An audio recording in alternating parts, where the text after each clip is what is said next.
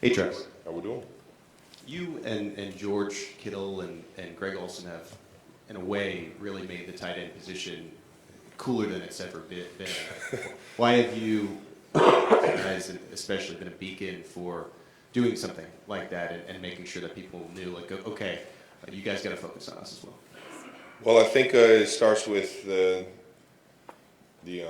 type of character that you got in the tight end room, and it's usually a selfless guy that puts the team first, that just has a whole lot of fun playing the game, man. And that's what you see out of us three specifically, but it's all across the league. And there's a lot of talent in the tight end room across the league, and I'm very fortunate here that Coach Reid showcases my talents on the field a lot and puts a lot of trust in me to, have success for this offense. And I'm just hoping that because of tight end we can keep creating that spark in the tight end room and the type of mismatch that we can have out there on the field. So league wide, we can really get the position that much more ingrained in the offenses. Travis, to your left here. Could you take us back a little bit to the off-season workouts with Pat and some of the new receivers in Texas and how helpful that was as you kind of went through the grind of the season? Yeah, I mean it was Pat's idea to get everybody going before we got into OTAs, and you know what, I think that all that did was really just get the ball rolling and get everybody in the same mind frame. They kind of saw how me and Pat, how McCole was down there, Clyde Edwards-Helaire was down there working their tails off, and they saw the practice habits there. And then that was just the easy way to transition right into OTAs when we got the coaches involved and the entire team together. But it was as much as we like to say it's about a culture here. You can't say enough about the guys that came in that took this to heart, man.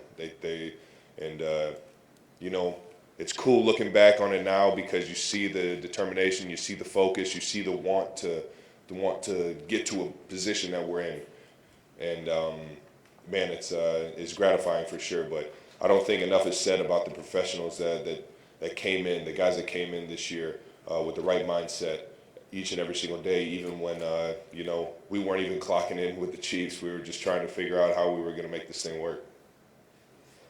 Hey, Travis, over here to your right. Right on. We know how much Patrick Mahomes has meant in your career with NFL honors today and him being up for the MVP award and him winning one his second year.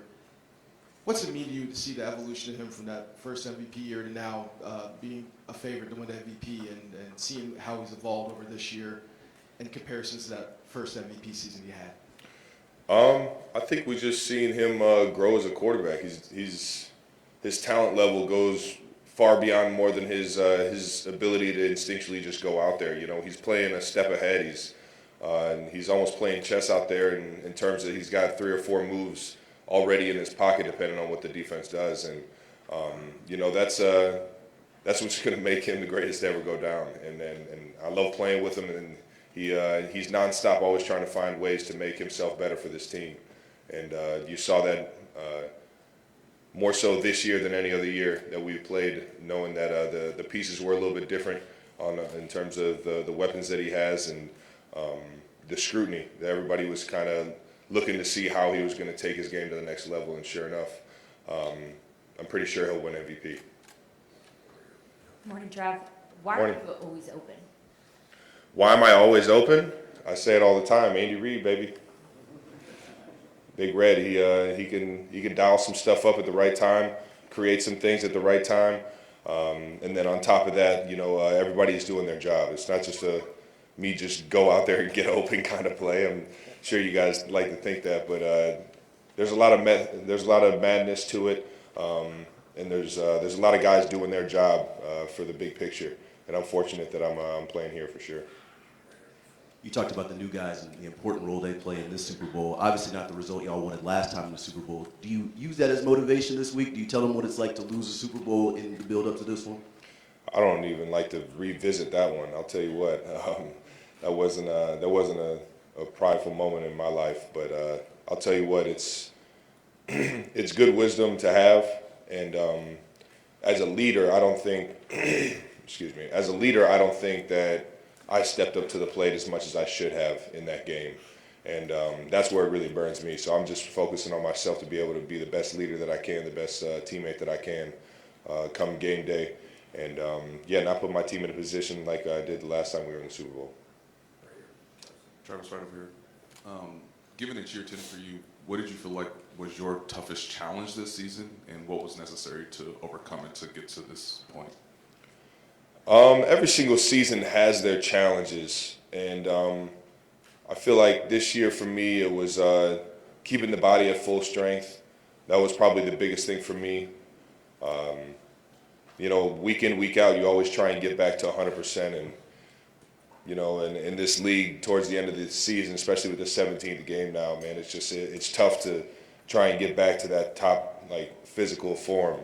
And especially the older you get, I'm sure everybody can account to that. But it's there's that aspect, and then the challenge of the injuries around you and things like that. But for the most part, for me, it was week in, week out, trying to get my body back to playing in the best physical form that I can. Travis, you talked a minute ago about Pat maybe winning an MVP. What would that mean to you and really the rest of the guys in the locker room if he did win that award? Really, it's just it's something that I know at the end of his career he's going to be able to hang his hat on. But Pat doesn't walk into that building thinking I need to be the MVP. He walks into that building trying to find the best way to beat the opponent that we have that week. And he just goes out there and he plays the style of football that he does. He has fun doing it with the guys that he has around him, and we rally around that. We rally around that excitement, that want for and that desire to win with the guys next to us, man. It just makes coming into the building that much more fun. Travis, in the middle. Hi.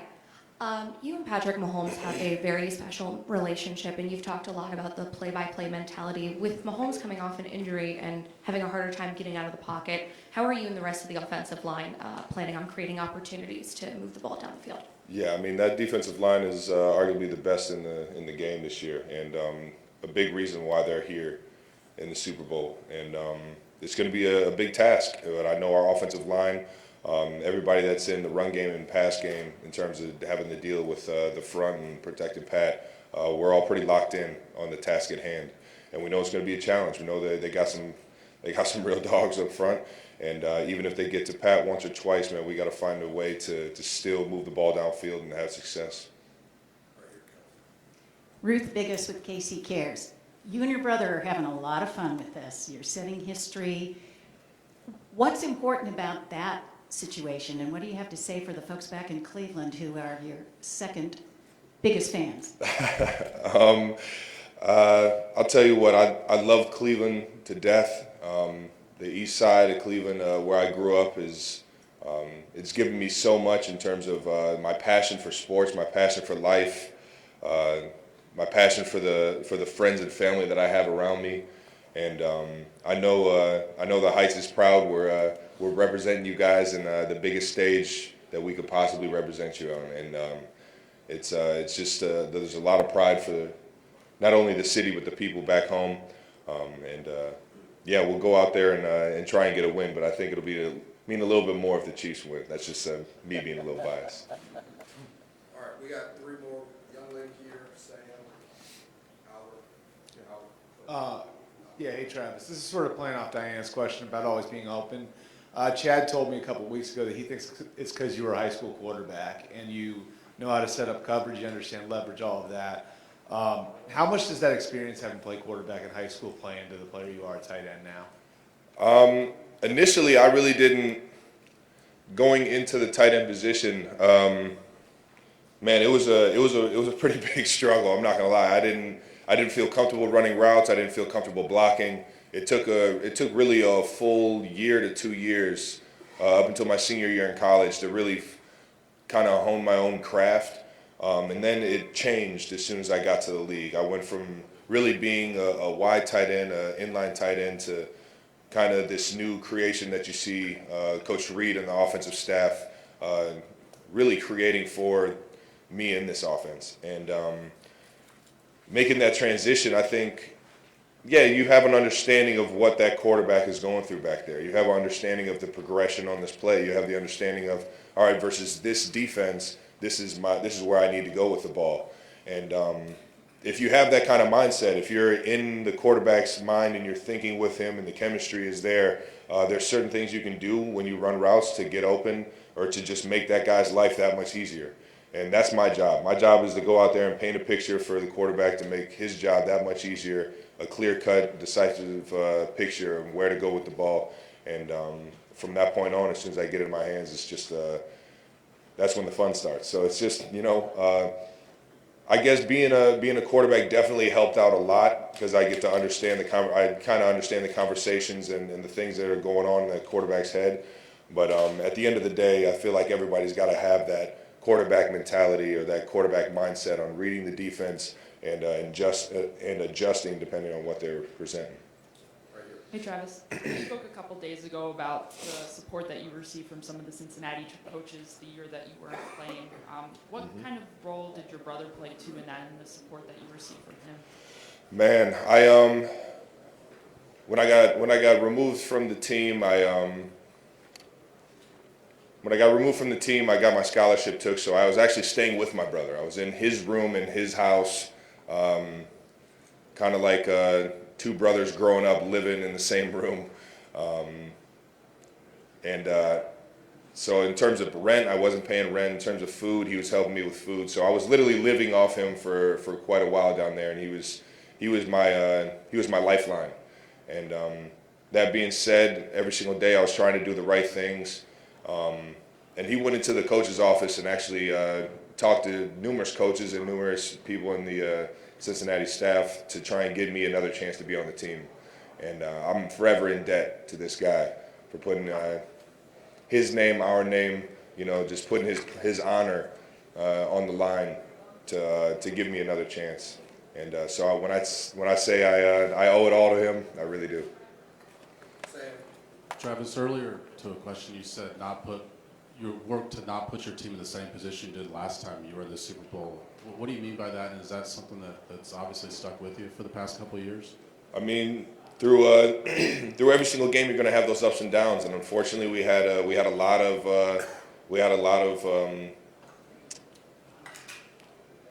lot of challenges early on, and I don't think I handled it the best as a leader in terms of stepping up to the plate, helping control the mindset, making a big time play to spark some energy, to spark that momentum. There were a few plays early on there that I just didn't feel like I did my job, and then on the sideline, in terms of the energy and the demeanor of the team, that's where I really think I could help out as well. Last question in the back.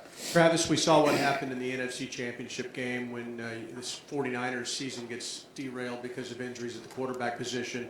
People have talked about the possibility of you having to be emergency quarterback. What about Blake Bell? Who's the better quarterback in that room? I'm going to say Blake Bell by a landslide, man. He's actually gone in a college game, and I believe it was Oklahoma versus Oklahoma State, I think. He went down there, a 2-minute drive or something like that. I've seen a little bit of the highlights, and I've seen him play.